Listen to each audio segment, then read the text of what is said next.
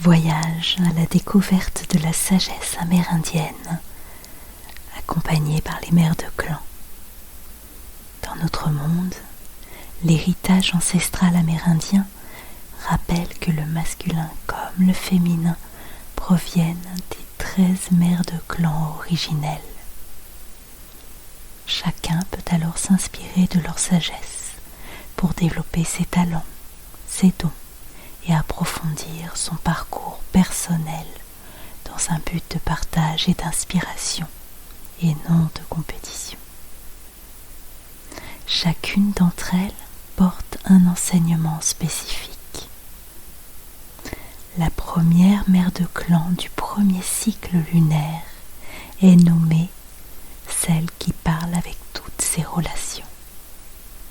Elle est rattachée au mois de janvier et a la capacité d'apprendre la vérité. Cette mère de clan applique ce talent à toutes les relations, tous les mondes et tous les mystères.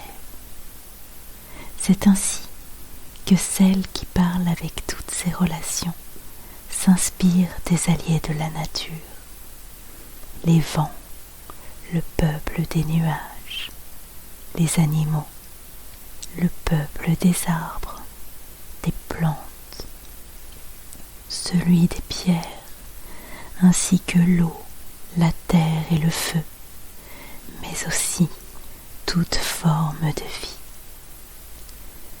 La première mère de clan, la mère de la nature, nous enseigne que nous faisons tous partie de la même famille planétaire et que toute forme de vie est une source d'enseignement pour l'être humain. La couleur orange lui a été associée comme couleur de la flamme éternelle d'amour placée dans nos cœurs par le grand mystère.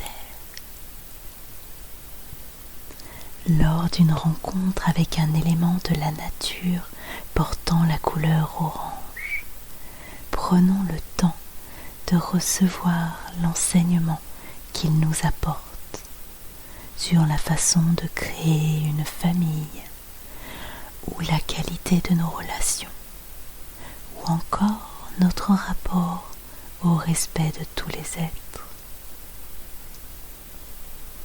Lorsque l'on s'ouvre au vivant et que l'on accepte de voir que toute chose est vivante, nous acceptons, nous accédons à notre propre vérité intérieure et nous laissons l'espace nécessaire à la guérison. Nos relations peuvent alors être un lieu de partage, d'unité, pour grandir ensemble. Celle qui parle avec toutes ses relations accueille chacun dans sa beauté et rend hommage à ses talents. Elle nous incite à trouver notre propre rythme et à le respecter afin de s'ouvrir pleinement à notre espace sacré. La mère de clan veille tout particulièrement aux besoins de la terre et s'harmonise avec les éléments pour enseigner aux humains que chaque action contient sa réaction, même si elle n'est pas immédiate. Elle incite au respect des rythmes de chaque forme de vie.